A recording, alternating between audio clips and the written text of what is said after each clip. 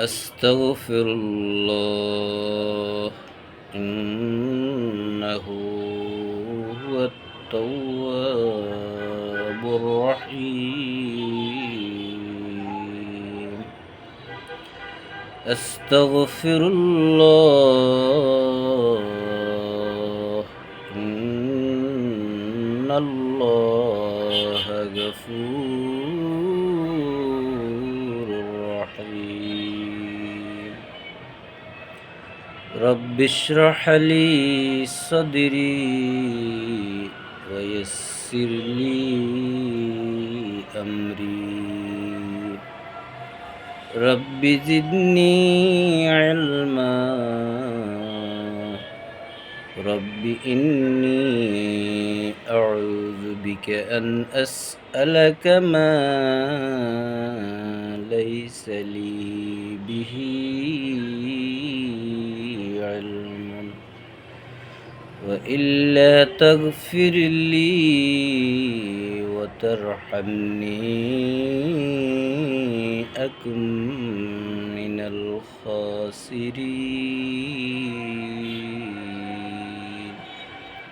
رب إني لما أنزلت إلي من خير فقير.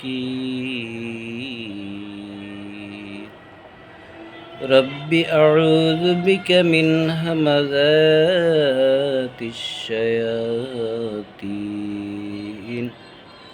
وأعوذ بك رب أن يحضرون. أعوذ بالله أن أكون من الجاهلين. بسم الله الرحمن الرحيم. وهو الذي خلق السماوات والأرض في 6 أيام وكان عرشه على الماء ليبلوكم أيكم أحسن عملا. ولئن قلت إنكم مبعوثون من بعد الموت ليقولن الذين كفروا إن هذا إلا سحر مبين. ولئن أخرنا عنهم العذاب إلى أمة معدودة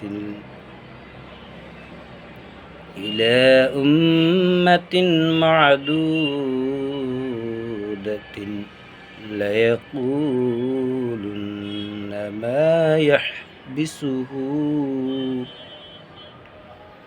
ألا يوم يأتيهم ليس مصروفا عنهم وحاق بهم ما كانوا به يستهزئون.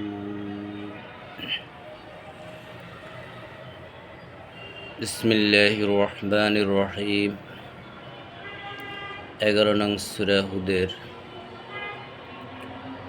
6ষ্ঠ আয়াত থেকে তেলাওয়াত করছি। 6ষ্ঠ আয়াতে আল্লাহ রাব্বুল আলামিন মানুষকে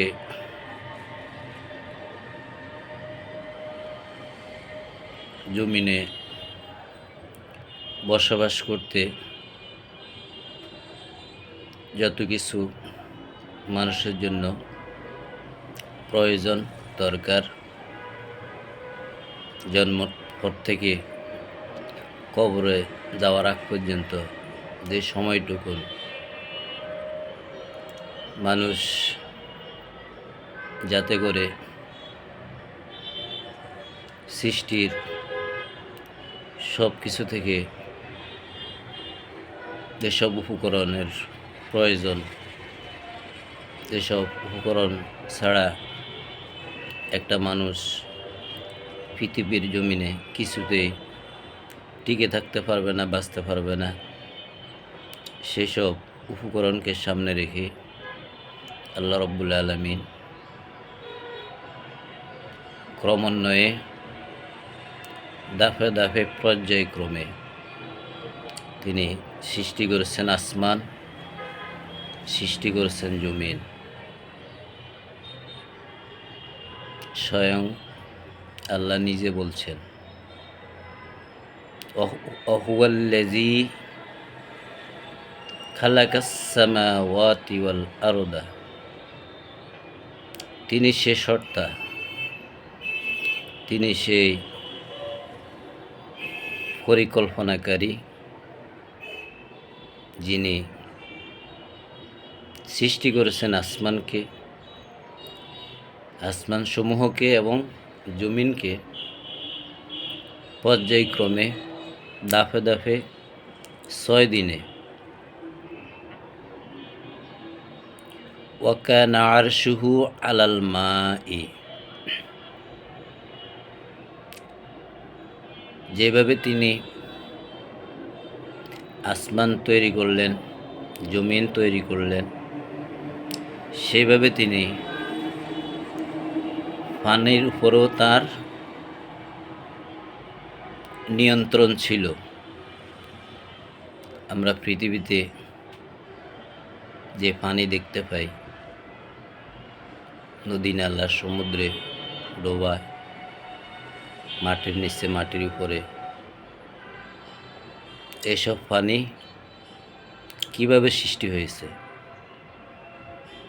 এই পানি সৃষ্টির উপরও আল্লাহর নিয়ন্ত্রণ ছিল, আল্লাহর ক্ষমতা, এই আল্লাহর নির্দেশেই আসমান যেমন, জমিন যেমন আল্লাহর নির্দেশে হয়েছে, এ পানিও আল্লাহর নিয়ন্ত্রণে হয়েছে। কেউই পানি সৃষ্টি করেন নাই, আসমান কেউ সৃষ্টি করেন নাই, জমিন কেউ সৃষ্টি করেন নাই। এবং এই আসমান জমিন সৃষ্টি করতে আল্লাহর কারো কোনো সৃষ্টির কোনো কিছুর কাছেই, কারো কাছেই তিনি মুখাপেক্ষী হতে হন নাই, কোনো শ্রমিক নিযুক্ত করতে হন নাই। তিনি যেভাবে চেয়েছেন, যেভাবে করতে চেয়েছেন, সেভাবে তিনি আল্লাহ রাব্বুল আলামিন এই আসমানগুলো সাজিয়েছেন, জমিনকে সাজিয়েছেন, এবং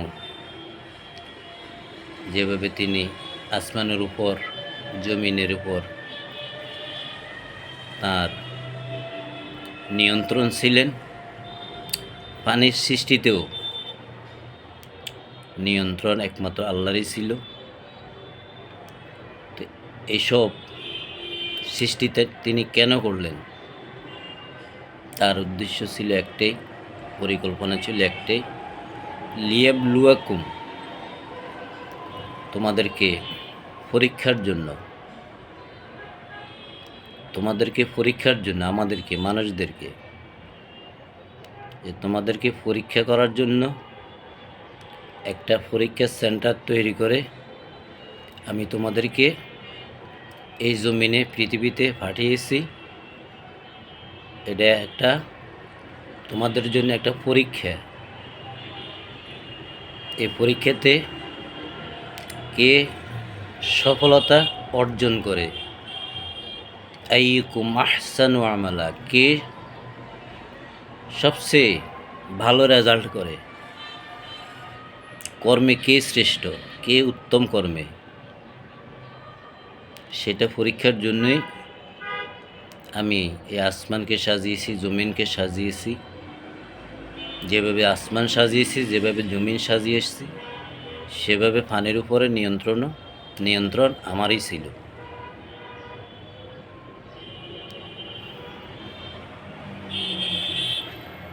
ওয়ালাইন কুলতে,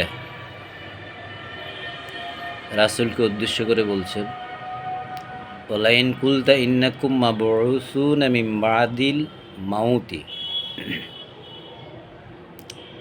যদিও তুমি মানুষকে বলো, মানুষদের বলো, মক্কাবাসীদের, কোরআন যখন নাজিল হয়, নবীজির কাছে যখন ওহী আসে, তার সময় যারা এ মক্কাতে ছিলেন, যাদের কাছে নবীজি আল্লাহর ওহী শোনাতেন, কোরআন শোনাতেন, আল্লাহর দিকে ডাকতেন, বলতেন যে তোমাদের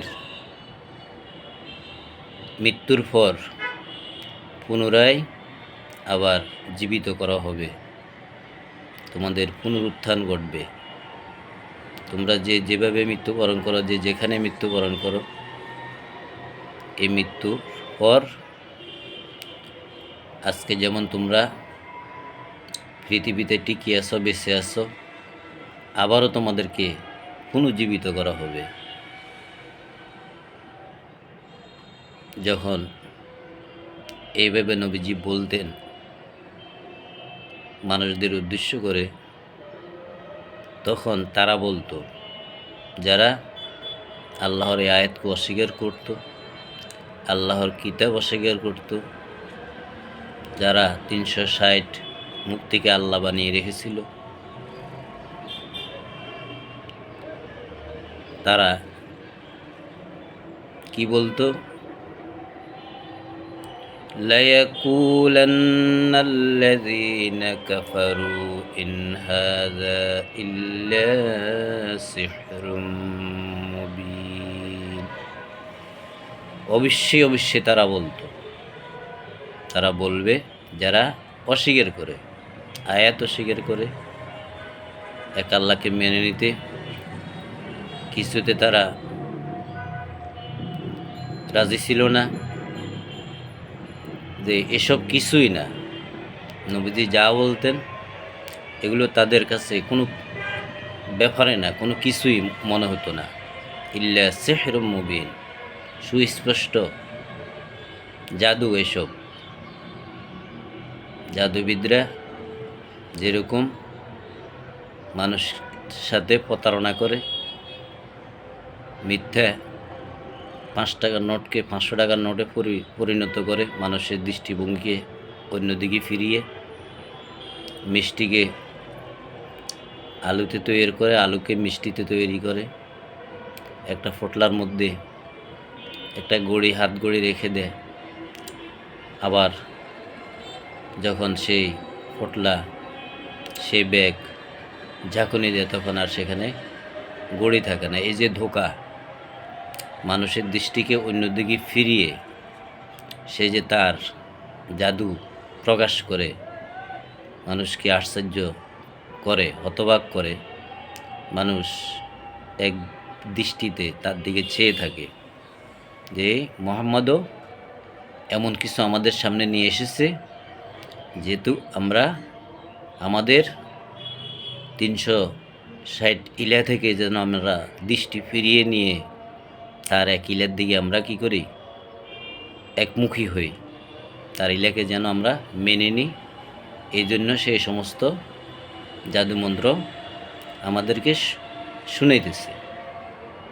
এইসব কটাক্ষ তখন এই আরবের লোকেরা নবীজিকে উদ্দেশ্য করে বলতেন। ওয়ালাইন আখরনা আনহুমুল আযাব ইলা উম্মাতিন মা'দুদাতিন, ওয়ালাইন আখরনা আনহুমুল আযাব, যদি আমি তাদের থেকে, যারা বলতো নবীজিকে যে সব মিথ্যা জাদু, স্পষ্ট জাদু, তো এদের থেকে যদি আমি আযাবকে সরিয়ে রাখতাম, সরিয়ে নিতাম, বিরত রাখতাম ইলা উম্মাতি মাদুদাতিন, নির্দিষ্ট শেষ সময় আসার আগ পর্যন্ত, যে সময় আল্লাহ ওয়াদা করছেন মালিক ইয়াউমিদ্দিন, একদিন আমাদের পুরো জীবনের জন্ম থেকে মৃত্যু পর্যন্ত আমরা যে পরীক্ষা সেন্টারে আল্লাহ আমাদেরকে পাঠিয়েছেন, কর্মে আমরা উত্তম, কর্মে আমরা শ্রেষ্ঠ, সেই ভালো কাজগুলির যাচাই করার জন্য আল্লাহ আমাদেরকে এই আসমান জমিন তৈরি করে এই পৃথিবীতে পাঠিয়েছেন। সেই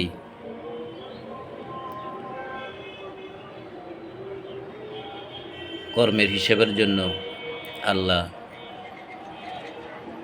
পরকাল মানুষকে আবার পুনর্জীবিত করবেন, মানুষ থেকে হিসাব নেবেন জীবনের সব কে কী করেছে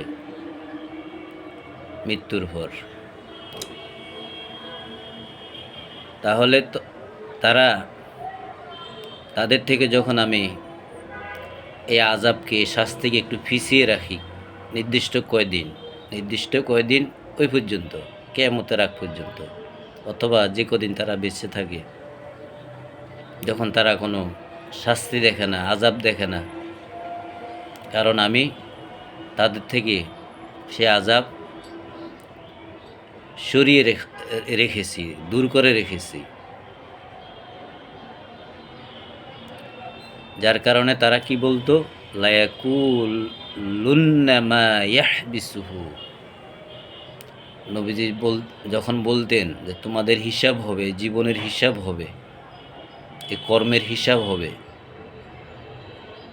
এই হিসাবের জন্য একদিন তোমাদেরকে পুনর্জীবিত করা হবে, তখন তারা নবীজিকে বিদ্রূপ করে, ঠাট্টা করে বলতো, মা ইয়াহবিসুহু, কই তোমার সেই সব হিসাব কিতাব, শাস্তি আসে না কেন, আমাদের উপরে শাস্তি আসে না কেন? মা ইয়াহবিসুহু, কি হইল তোমার সেসব হিসাব কিতাবের? যখন যেখানে দেখা হইতো, নবীজিকে দেখলে তারা এই সমস্ত কথা বলে, নবীজিকে কটাক্ষ করত, টিটকারি করত, ঠাট্টা করত। আলা ইয়াউমা ইয়াতিহিম লাইসা মাসরুফান আনহুম, তারা কি জানে না যখন আসবে তাদের সেই সময়টা, সেই দিনটা, শাস্তির, আযাবের সেই দিন যখন এসে যাবে, লাইসা মাসরুফান আনহুম, এক সেকেন্ডের জন্য তাদের থেকে সেই দিনকে আর ফিরিয়ে নেওয়া হবে না, এক সেকেন্ডও আল্লাহর সময় দিবেন না। তাদের উদ্দেশ্যে আল্লাহ বলছেন, আলা ইয়াউমা ইয়াতিহিম, তাদের যে দিন নিয়ে, যে শাস্তি নিয়ে রাসূলকে কটাক্ষ করছেন, বিদ্রূপ করছেন, ঠাট্টা করছে, আল্লাহ কিছুদিনের জন্য শাস্তিকে ফিরিয়ে রেখেছেন। আর যখন সেই শাস্তি এসে যাবে, সেই শাস্তি উপস্থিত হবে, সেই দিন সামনে স্পষ্ট হবে, সেদিন কোনোভাবেই তাদের থেকে আল্লাহ আর ওই দিনটাকে ফিরিয়ে নেবেন না, এক সেকেন্ডের জন্য ফিরিয়ে নেবেন না। ওয়াহাকা বিহিম, ঘেরাও করে ফেলবে তাদেরকে চতুর্দিক থেকে, তাদের সেই শাস্তি। মা কানু বিহি ইস্তাহজিউন, যেসব ব্যাপারে তারা ঠাট্টা করত, বিদ্রূপ করত, নবীকে কটাক্ষ করত, সেসব কিছু তারা, তাদের সেই ঠাট্টার ফলাফল, বিদ্রূপের ফলাফল, কটাক্ষের ফলাফল তারা নগদে সেদিন দেখতে পাবে। চতুর্দিক থেকে তাদেরকে তাদের সেই অপরাধ, তাদের সেই অন্যায়, তাদের সেই হঠকারিতা, এইসব তাদের চতুর্পাশ দিক দিয়ে যখন ঘেরাও করে ফেলবে, এটাকে আল্লাহ আর পিছাবেন না। মোটেই ফিসাবেন না।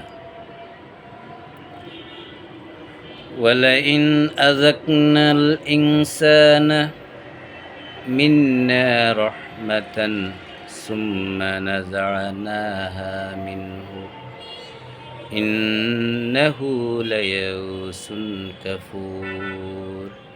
সকল মানুষকে উদ্দেশ্য করে আল্লাহ বলছেন, যারা এই পৃথিবীতে এখনো বেঁচে আছে,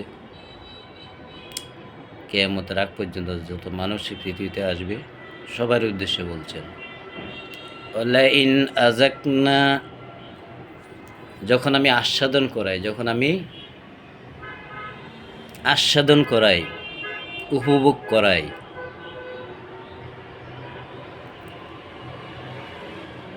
আযাকনাল ইনসানা, মানুষদেরকে যখন আমি আস্বাদন করাই, উপভোগ করাই, মিন্নে, আমার পক্ষ থেকে, রাহমাতান, কোনো একটা অনুগ্রহ, কোনো দয়া, কোনো করুণা, যখন আমি মানুষকে আস্বাদন করাই, কাউকে ধন দৌলত দিয়ে করুণা করেছেন, দয়া করছেন, কাউকে ক্ষমতা দিয়ে করুণা করেছেন, দয়া করছেন, কাউকে জ্ঞান দিয়ে, শিক্ষা দিয়ে বড় গেজেট অফিসার বানাইছেন, কাউকে বড় ইঞ্জিনিয়ার বানাইছেন। এইভাবে যাকে যে করুণার উপযোগী করে আল্লাহর পক্ষ থেকে যে দয়া তাদের প্রতি প্রদান করেছেন, আস্বাদন করাইছেন, উপভোগ করার সুযোগ করে দিয়েছেন। সুম্মা নাযা'না মিনহু, অতঃপর যখন সে দয়া, সে অর্থ সম্পদ, সে ক্ষমতা, সেই শিক্ষা, সে নিয়ামত তাদের থেকে যখন কেড়ে নেওয়া হয়, তখন তাদের অবস্থা কেমন হয়? ইন্নাহু লায়াউসুন, তখন তারা হতাশ হয়ে যায়। কীভাবে আবার ক্ষমতা ফিরিয়ে আনবে, কীভাবে আবার ধন দৌলত, যে কোনো বিপর্যয়ে, যে কোনোভাবে, যে কোনো অ্যাক্সিডেন্টে ধন সম্পদ হাতছাড়া হয়ে গেছে, এগুলো পাওয়ার জন্য আবার তারা হতাশ হবে। কাফুর, তারা এই যে উপভোগ করছিল, আস্বাদন করছিল আল্লাহর অনুগ্রহ, আল্লাহর নিয়ামত, আল্লাহর কৃপা, সেগুলি স্বীকার না করে যখন একটু পরীক্ষার জন্য আল্লাহ একটু পিছিয়ে দিয়েছেন,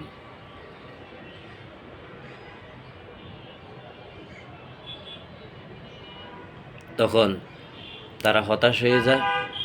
তখন তারা আল্লাহর এই নিয়ামতকে, আল্লাহর এই কৃতজ্ঞতাকে তারা অস্বীকার করে।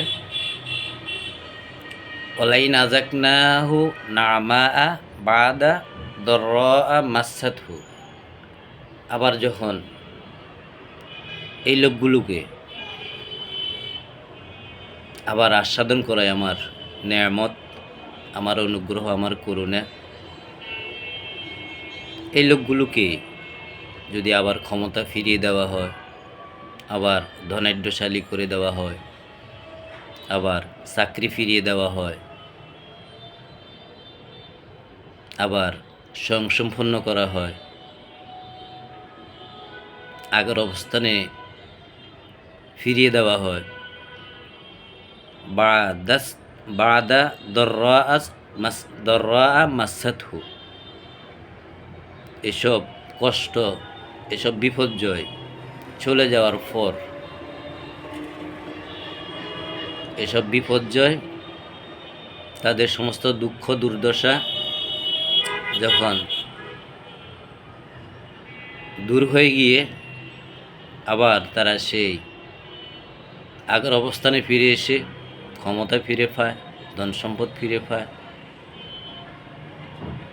চাকরি ফিরে পায়, স্বয়ংসম্পূর্ণতা ফিরে পায়, লায়াকুলান্না যাহাবাস সাইয়্যাতু আন্নি। এরা আবার তখন বলে, আমাদের যে বিপদ ছিল, যে মুসিবত ছিল, যে অভাব ছিল, যেই ক্ষমতায় আমরা, যে কষ্টে আমরা ছিলাম, যে জুলুমের শিকার আমরা হয়েছি, যেই আযাবের শিকার আমরা হয়েছি, যে সমস্ত দুঃখ দুর্দশা বিপর্যয় রোগ শোক যখন আবার সুস্থ হয়ে যায়, তখন বলে এগুলা সব আমাদের থেকে কি হয়ে গেছে, দূর হয়ে গেছে, আমরা আবার ভালো অবস্থানে আছি।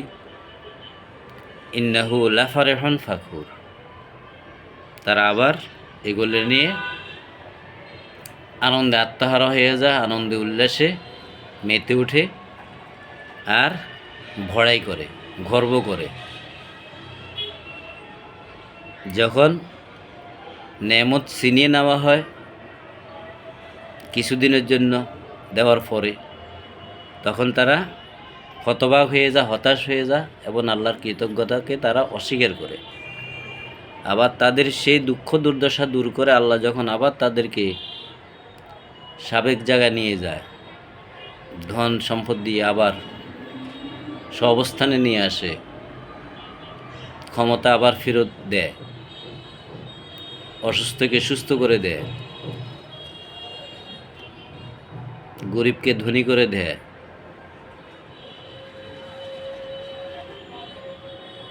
যার ফসল বিনষ্ট হয়েছে তার ফসলকে আবার ফিরিয়ে দেয়,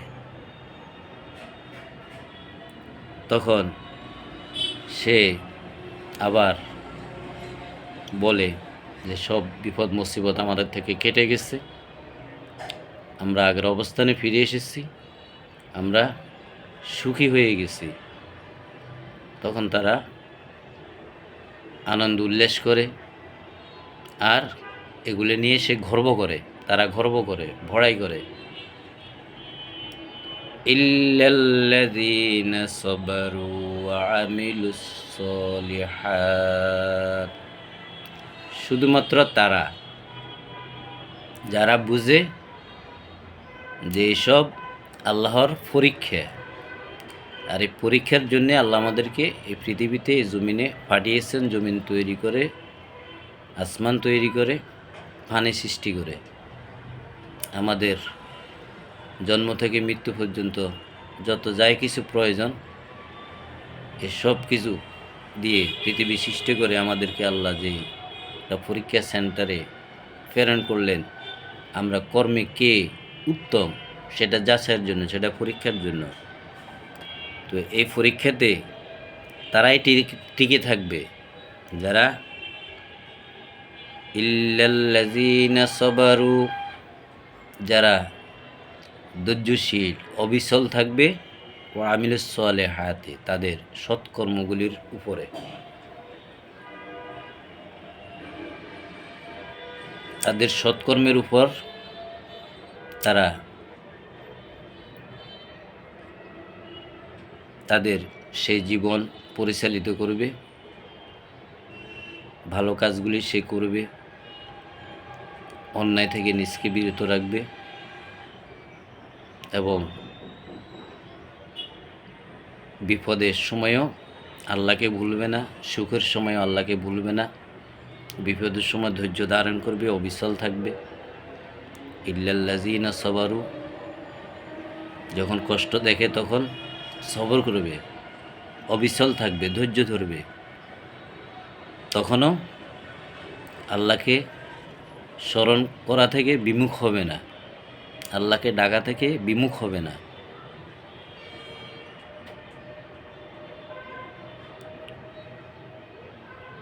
ও আমিলুস সলিহাত, শত দুঃখ দুর্দশা বিপর্যয় রোগ ব্যাধি অভাব অনটন ক্ষমতাচ্যুত যত ধরনের ক্ষতি, এগুলোকে উপরে টিকে থেকে অবিচল থেকে ধৈর্য ধরে সৎকর্ম করে, আর যখন মুসিবত থাকে তখন ধৈর্য ধারণ করে। উলাইকা লাহুম মাগফিরা, ওদের জন্য রয়েছে আল্লাহর পক্ষ থেকে ক্ষমা, তাদের জন্য রয়েছে আল্লাহর পক্ষ থেকে ক্ষমা। ও আজরুন কাবীর, সবচেয়ে বড় পুরস্কার, বড় প্রতিদান। যারা দুঃখে, মুসিবতে, কষ্টে, বিপদে, বিভিন্ন দুর্দশা বিপর্যয়ে আল্লাহকে ভুলে না, সব কিছুর উপরে ধৈর্য ধরে আল্লাহকে ডাকে, আল্লাহর ডাকে সাড়া দেয়। আবার যখন সম্পদশালী হয়, সুখী হয়, তখন আল্লাহকে ভুলে না। এদের জন্য রয়েছে ক্ষমা, আর এদের জন্য রয়েছে বড় পুরস্কার, প্রতিদান। সবচেয়ে বড় পুরস্কার তাদেরকে দেওয়া হবে।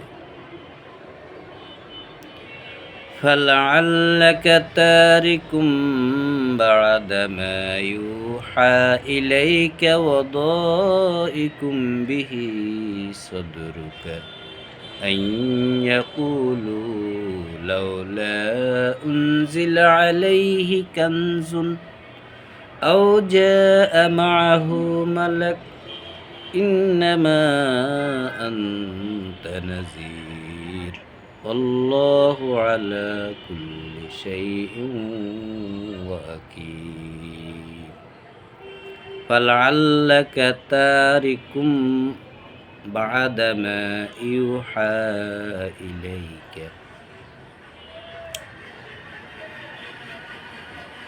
যারা নবীজিকে কটাক্ষ করে, বিদ্রূপ করে, বিভিন্ন প্রশ্ন করে নবীকে আটকানোর চেষ্টা করে,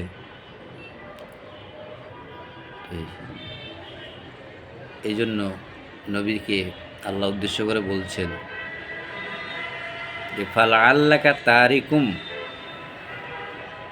আপনি যাতে বর্জন করেন, বিরত থাকেন যেসব ওহী আপনার নিকট করা হয়।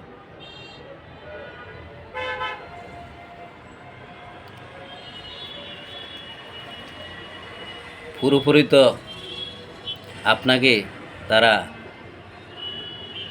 দিনের দাওয়াত থেকে, কোরআনের আয়াত বলা থেকে কোনোভাবে তারা ঠেকাতে যখন পারে না, তখন তারা কিছুটা হলেও যেন ঠেকাতে পারে। আর আপনি যেন বিরত থাকতে পারেন, যেসব ওহী আপনাকে করা হচ্ছে, আপনার নিকট যেসব আয়াত নাজিল করা হচ্ছে, এগুলির কিছু হলেও যেন আপনি ত্যাগ করতে পারেন। অদয়কুম বিহি সদরুকে, সেই সংকোচ যাতে আপনার অন্তরে তৈরি হয়, আপনার মন যেন ছোট হয়ে যায়। আপনার মনকে ছোট করার একমাত্র উদ্দেশ্য তাদের। এসব ওহী অন্তত কিছু হলেও যেন আপনি প্রত্যাখ্যান করেন, আপনি বর্জন করেন। এইসব খেয়ালে তারা বলতো, কি বলতো? আইয়াকুলু লাউলা উনজিলা আলাইহি কানজুন, তারা বলতো লাউলা উনজিলা আলাইহি কানজুন, তার উপরে কেন ধনভাণ্ডারের পাহাড়, ধনভাণ্ডারের বড় বিশাল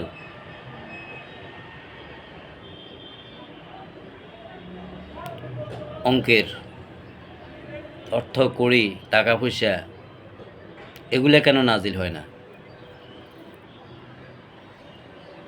আমাদের মতোই সে অনেক সময় না খেয়ে থাকে,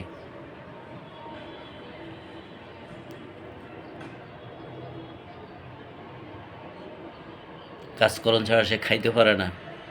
তো সে যদি নবী হয়, সে যদি আল্লাহর রাসূল হয়, যে দাবি সে করে, তাহলে তার প্রতি তো বড় বড় ধনভাণ্ডার নাজিল হওয়ার কথা। সেই সব ধনভাণ্ডার নাজিল হয় না কেন? এটা কাফেরদের প্রশ্ন ছিল। তারা প্রশ্ন করত নবীজিকে দেখলে এসব বলে বলে কটাক্ষ করত। আন ইয়াকুলু লাউলা উনজিলা আলাইহি কানজুন, তার প্রতি কেন ধনভাণ্ডার নাজিল হয় না? তাকে তো আমাদের মতোই দেখা যাচ্ছে। ধনভাণ্ডারের গোডাউন কেন তার হাতে আসে না?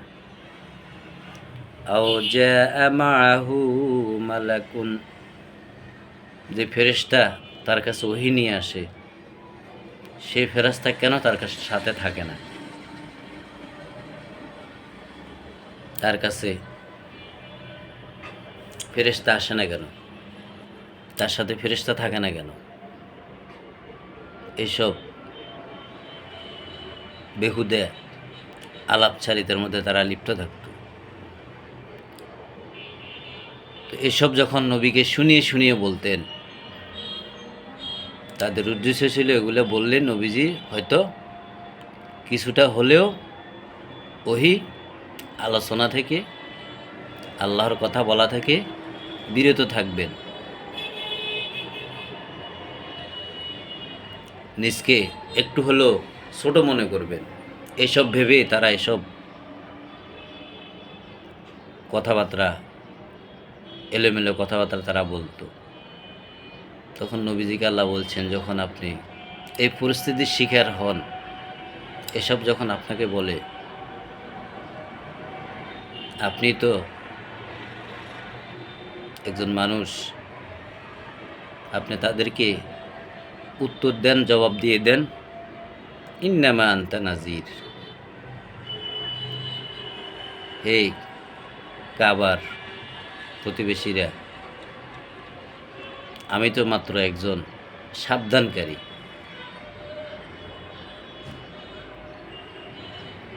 আমার সাথে ফেরেশতা থাকা, ফেরেশতা আমার সাথে সাথে ঘুরবে, আর তোমরা স্বচক্ষে দেখবে, তাহলে তোমরা আমাকে মেনে নিবে, আল্লাহর আয়াত বিশ্বাস করবে। আবার ধন ভাণ্ডারের পাহাড় আমার কাছে নাজিল হবে, তাহলে তোমরা আমার কথা বিশ্বাস করবে। এসব কিছু দেখানোর জন্য তো আমি নই, আমি তো একজন সাবধানকারী মাত্র। তোমাদেরকে সাবধান করতে এসেছি, উপদেশ দিতে এসেছি, ভয়, জাহান্নামের ভয় দেখাতে এসেছি। মৃত্যুর পর তোমাদেরকে পুনর্জীবিত করা হবে, তোমাদের হিসাব কিতাব নেওয়া হবে, এইসব বলতে এসেছি, এসব সাবধান করতে এসেছি। ইন্নামা আনতা নাজির, তুমি তো একজন সাবধানকারী, এটাই তাদেরকে বলে দাও।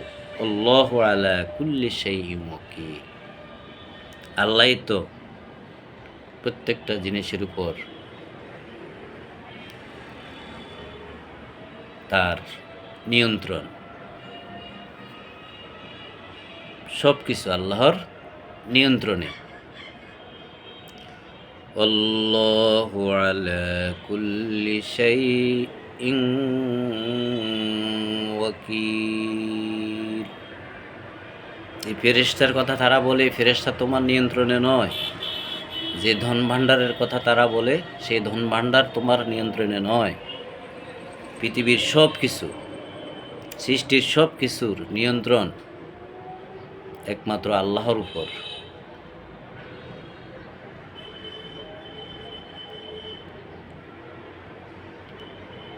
সূরা হুদের ৬ নং আয়াত থেকে ১২ নং আয়াত পর্যন্ত অর্থসহ তেলাওয়াত করা হলো। আল্লাহ রাব্বুল আলামিন আল্লাহর এই আয়াত, কিতাবের এই আয়াত যেন আমরা বুঝে পড়তে চেষ্টা করি, এবং আমাদেরকে বুঝিয়ে পড়তে হবে। আল্লাহ যেন আমাদেরকে তৌফিক দান করে। আলহামদুলিল্লাহি রাব্বিল আলামিন।